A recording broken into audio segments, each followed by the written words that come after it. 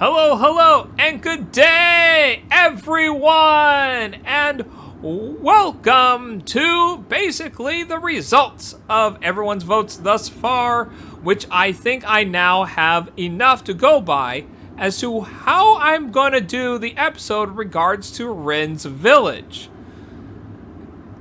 And based on the results thus far, the vast majority of you think it doesn't really matter. It doesn't matter what I decide. Whatever I decide is fine. But a 1/3 of you would like it to be at least broken up into parts. And no one has voted for the thing to be a one long video. So I think, based on that, we are going to break it up into parts. Particularly, we're going to break it up into 3 parts.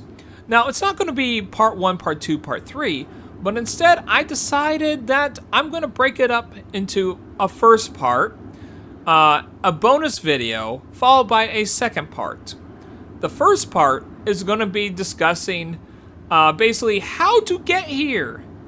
The best ways to get here, how to crash the game or whatnot, access a glitch version of getting to this village and whatnot.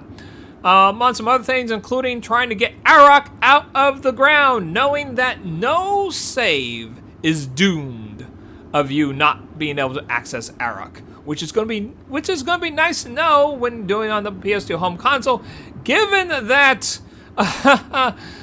you don't have save states to work with. But I have some great things to share with you all in that first part, especially coming up with really good mnemonic devices. Well, not mnemonic, but in terms of rhythm. A good rhythm to really hit that start button at the right point to access the pause menu in order to access Rynn's village. From there, we're going to be doing a bonus video, which is going to be talking about basically this being a playground for the mountain bypass glitch. There was actually quite a bit, aside from updating everybody on the controls, what's required to do the mountain bypass glitch, both for doing one when we walk past the no-fly zone barrier, and one where we can do it anywhere alongside a mountain slope. But also how the mountain bypass glitch relates to Rynn's village, the applications thereof, as well as some new understandings I basically discovered on my own of how the mountain bypass glitch works, given that this is a huge place that is essentially you can do a mountain bypass glitch, because Arok can't fly above the graveyard or up over there in the valley. Or on top of the valley. Over there. Nope. He's stuck in the ground because he's at the no-fly zone barrier. But we'll talk more about that in the video. But I decided that to be a bonus video because, well, it's not necessarily important. Sure, there's going to be some things I am going to reference from that bonus episode in episode 1 and, well, part 1 and in part 2 of Rynn's village.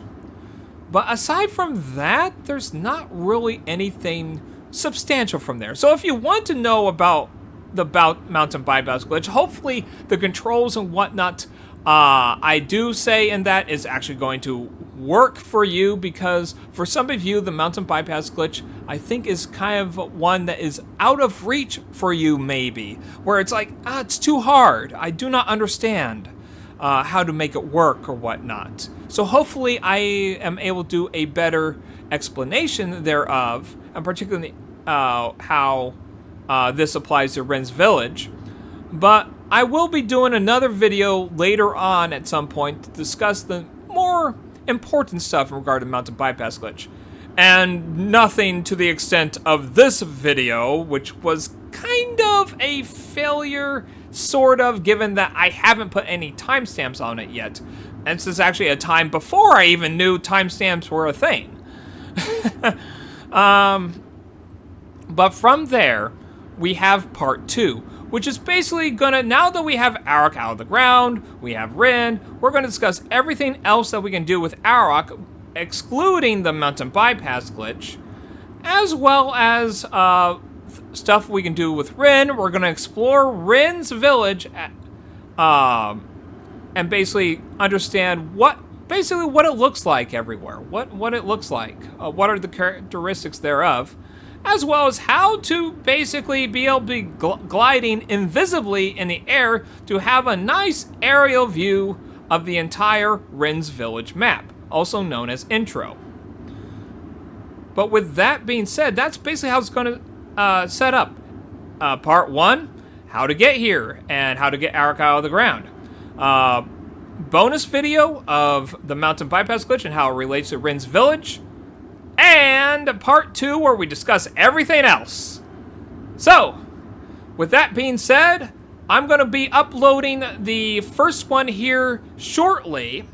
Probably either tomorrow or Thursday. I think probably more Thursday or Friday, because I do have to do quite a bit of some, I guess you could say, captions and whatnot at the bottom to clarify some points thereof, or some hilarious quips towards me, smart remarks towards me, given that sometimes I just kind of mess up on my pronunciation or explanations thereof. So hopefully I can provide some context and some hilarious commentary with that. But yes, that'll take some time, and with that, it should be definitely ready before the weekend starts.